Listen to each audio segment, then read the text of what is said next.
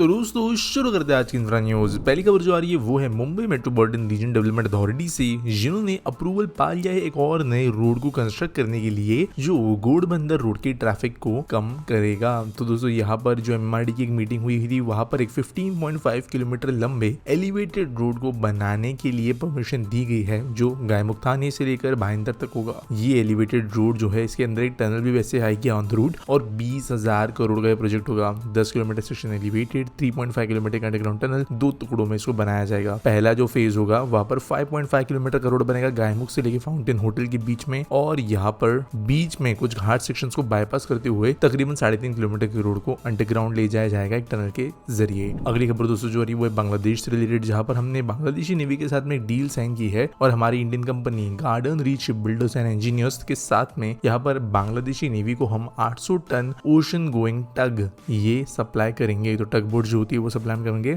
$500 million के contract है, तो ये एक बड़ा डील है हमारे डिफेंस एक्सपोर्ट्स के अंदर, और ढाका में ये डील जो है वो साइन की गई। इंडियन नेवी के जो एडमिरल है उन्होंने रिसेंटली विजिट किया था ढाका 4 दिन के लिए, उस समय पर ये काम हो गया है। अगली खबर दोस्तों कोलकाता से आ रही है, जहां पर public sector power utility Damodar valley corporation DVC ने कहा है कि वो इन्वेस्ट करेंगे 6,500 करोड़ रुपए बंगाल के अंदर सोलर पावर जनरेशन के लिए अगले 6 साल के हिसाब से। यहाँ पर डीवीसी का प्लान है कि वो 20,000 करोड़ रुपए सोलर पावर बाय 2030 इन्वेस्ट करे, और वैसे धीरे धीरे जो है रिन्यूएबल इन्वेस्टमेंट देश भर में बढ़ती जा रही है, इसी के अंदर का ये हिस्सा है। अगली खबर फिर से कोलकाता से आ रही है, जहाँ की गवर्नमेंट ने कहा है कि वो गंगा सागर सेतु जो मोरी गंगा रिवेरतो के पास में है, वहां पे काम शुरू करेंगे एक नए ब्रिज का। तो दोस्तों गंगा सागर एक आइलैंड है, बहुत ही ज्यादा भीड़ यहाँ पे होती है साल के कुछ दिनों के लिए जब यहाँ पे टेम्पल खुलता है। 12 एकड़ का लैंड यहाँ पे आइडेंटिफाई किया गया है अप्रोच रोड्स बनाने के लिए, और यहाँ पर जो है मेजर लॉस ऑफ लाइफ भी कई बार हो चुका है, क्योंकि साल में जो है बहुत कम समय के लिए मंदिर खुलता है, तो लोग बड़ी भीड़ में आते हैं, और बोट्स के अंदर ओवर क्राउडिंग की वजह से, क्लाइमेट की वजह से बोट्स कैप्साइज हो जाती है, डूब जाती है।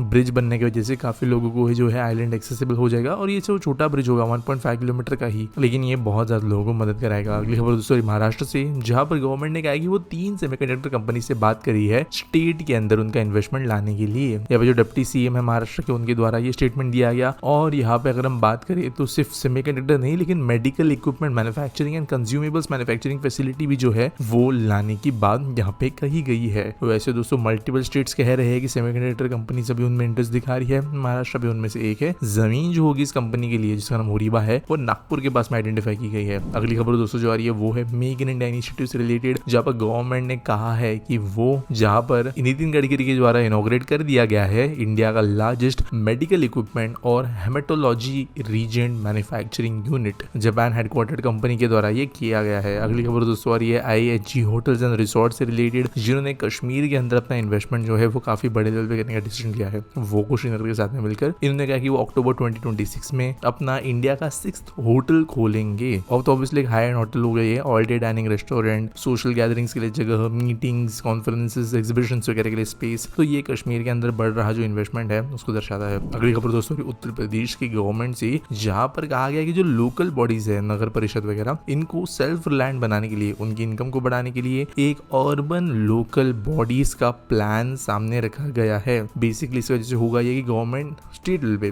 सब्सटैंशियल इन्वेस्टमेंट करेगी इंफ्रास्ट्रक्चर के अंदर और सर्विसेज के अंदर, और जो इसके वजह से रेवेन्यू जनरेट होगा वो ऑब्वियसली गवर्नमेंट को मिलेगा। इसके वजह से स्टेट का जो गोल है $1 ट्रिलियन इकोनॉमी तक पहुंचने का, उसके लिए भी मदद मिलेगी। पहले 38 प्रोजेक्ट सेलेक्ट किए गए हैं ULB ये जो स्कीम है इसके अंतर्गत। देखते हैं इन्वेस्टमेंट कैसे कैसे होती है। आज का स्पीड सॉल्व के बात करें तो कबीर मेहता पूछते हैं, why are we making trams metro neo in Chandigarh instead of improving bus system और मेकिंग मेट्रो सिस्टम। तो यार देखो, हम जिस देश में रहते हैं ना, वहाँ पे बाय डेफिनेशन जो एक हम छोटा town, Tier 2 town, Tier 3 town वगैरह बोलते हैं ना, वो ज्यादातर दुनिया के लिए एक मेगा सिटी है। चाइना, इंडिया और इनफैक्ट जापान जैसे शहरों को अगर हम थोड़ा साइड में रख ले, तो कहीं पर भी 2-3 लाख के पॉपुलेशन के शहर को Tier 3 नहीं बोला जाता। और इसके लिए देश के कई ऐसे शहर है, जैसे चाइना के अंदर बहुत ज्यादा, in fact I believe more than 100 cities के अंदर कुछ ना कुछ सिस्टम है, मेट्रो वगैरह वगैरह। तो जब देश के अंदर ऐसे इतने लाखों शहर है, तो वहां पर उनमें से हजारों शहर मेट्रो के लिए फीजिबल है। चंडीगढ़ कोई छोटा शहर नहीं है,